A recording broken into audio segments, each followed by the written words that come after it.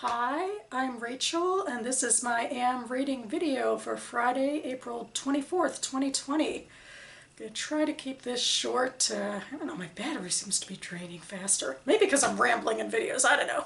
It's a dreary day outside, but good time, I guess, to get back to some reading. But first, I have a few things to talk about. I finished the audiobook of Tarbaby by Toni Morrison right before the library snatched it back. Huzzah! I liked it. I think it might be my favorite of the novels I've read of her so far. I've read her first four.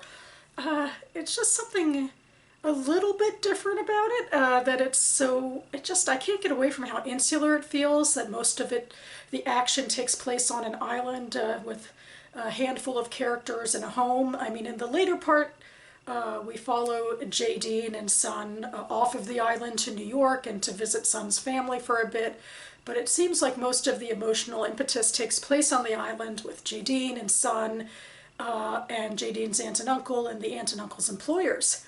As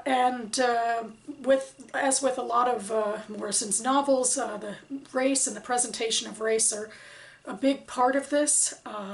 There's an interesting comment, I guess, to be made about the title Tarbaby, which most characters throw around at Jadine, as it almost feels like how people use Oreo, how I've heard that used today, where you're black on the outside and white on the inside, because Jadine was heavily influenced by the artsy-fartsy education she got with Valerian, the white patriarch's help.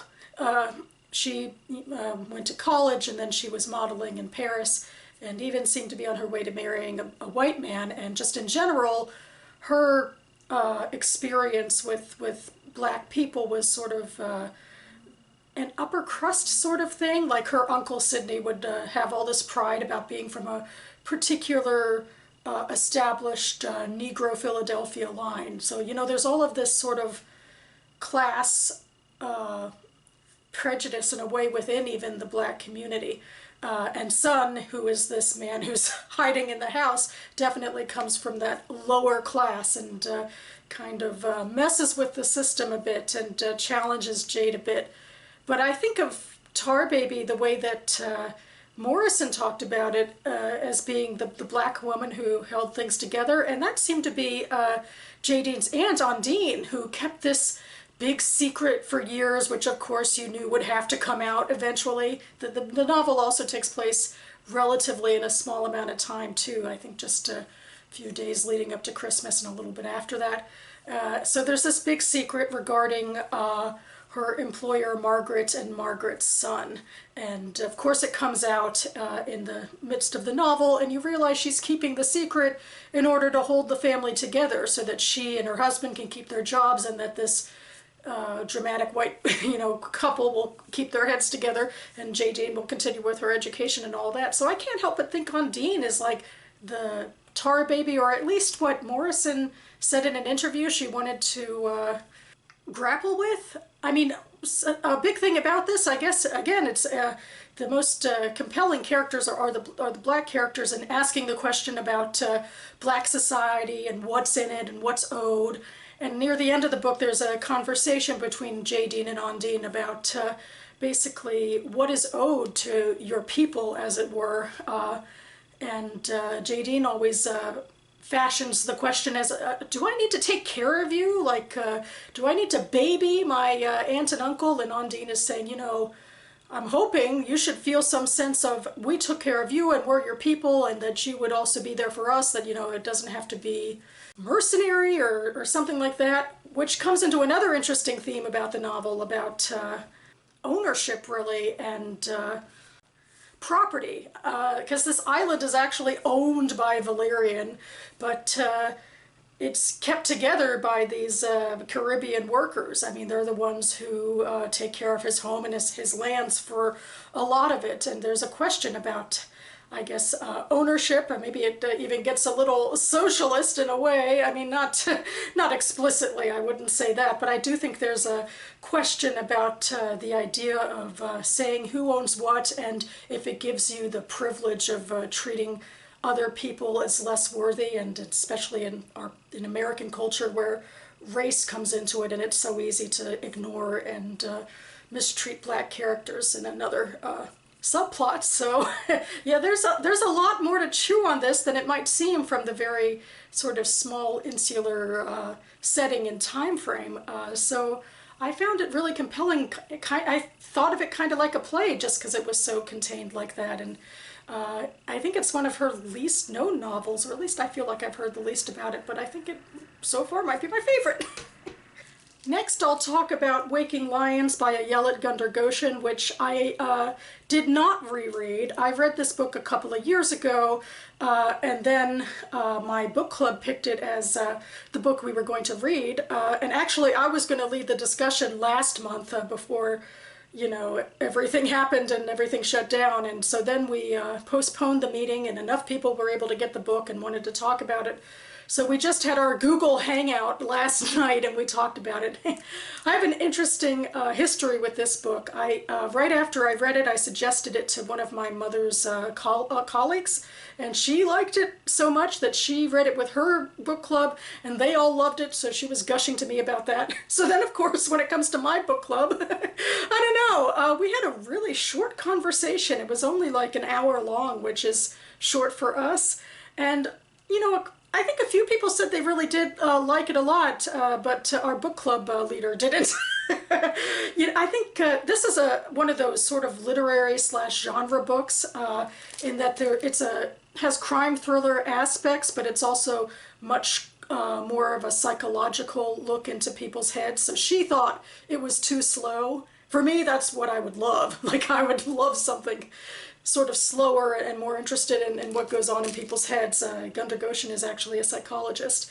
And the book is about a Israeli doctor who accidentally runs over an Eritrean immigrant and then is blackmailed by the immigrant's wife. And there's a lot in here about shifting power and asking what you might do in situations like this.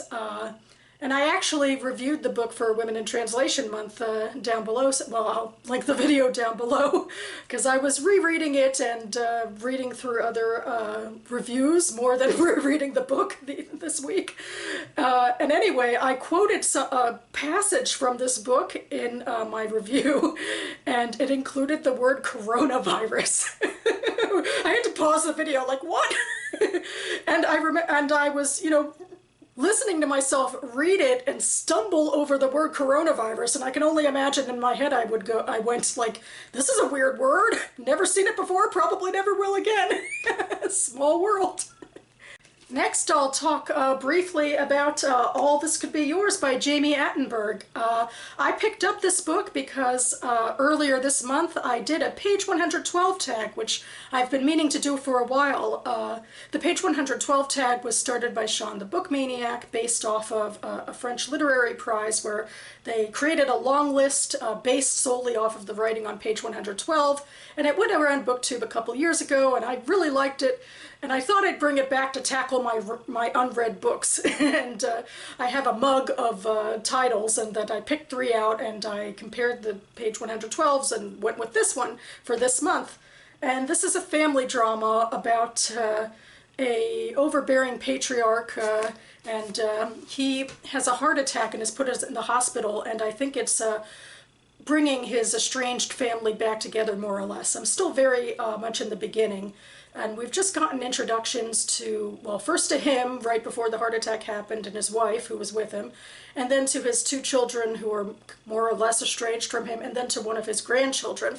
I thought it was okay. I think Attenberg is putting us immediately into people's thoughts more than establishing something more lasting, I guess. I mean, the heart attack is like the, you know, the impetus that, you know, jumps things off, and then we go to the kids and the grandkid and random points of their lives. But I feel like I'm being a little harsh already. I don't know, I love page 112, and the characters are already kind of intriguing me, and I also think that it seems like the book is going to take place within a short amount of time again, like, but only like a day, given the headings this time. Like, it'll take place within a day. This was apparently a very bad heart attack for the patriarch of the family.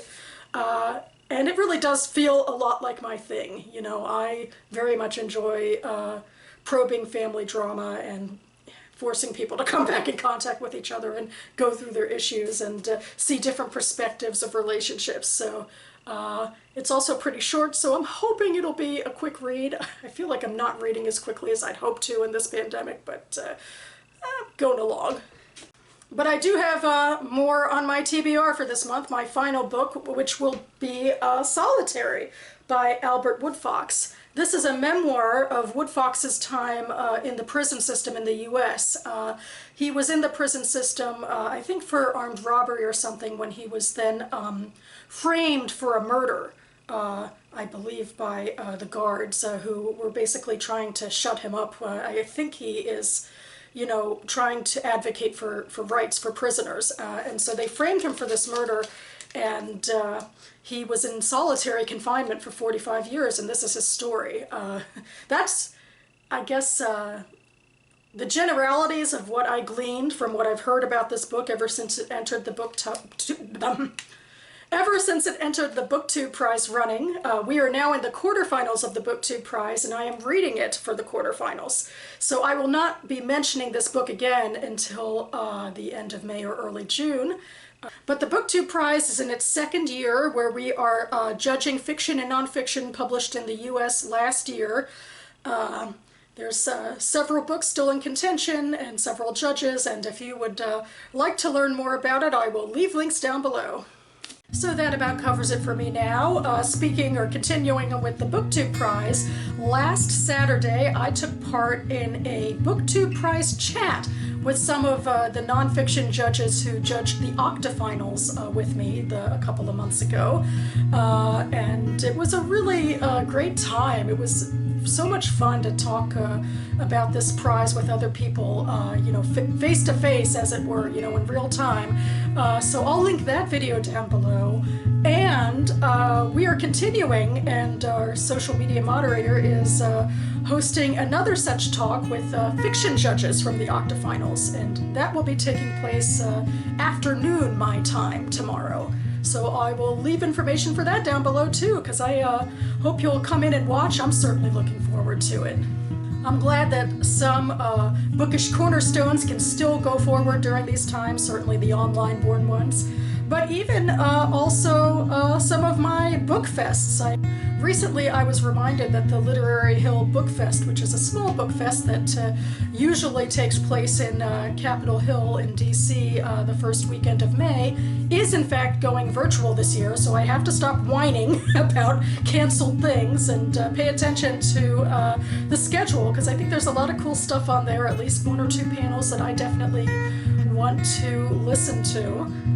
In fact, I kind of wonder if, in a way, all of this social distancing has opened up the book world and the publishing world a little bit, because now anybody can come in and watch these panels, whereas you'd have to be in Capitol Hill to go to this in-person conference or, you know, festival. I've even been looking through at small presses who, you know, usually would have very small events in small bookstores or what have you, and now they're doing more panels and things online for things that are now accessible to everybody. So I'm kind of hoping that even after social distancing ends, that maybe people will remain more online and remember that it's a good marketing tool to spread the love of books. So there's my soapbox for this video. I guess I'll go now. Thanks so much for watching, everyone, and I'll see you next time.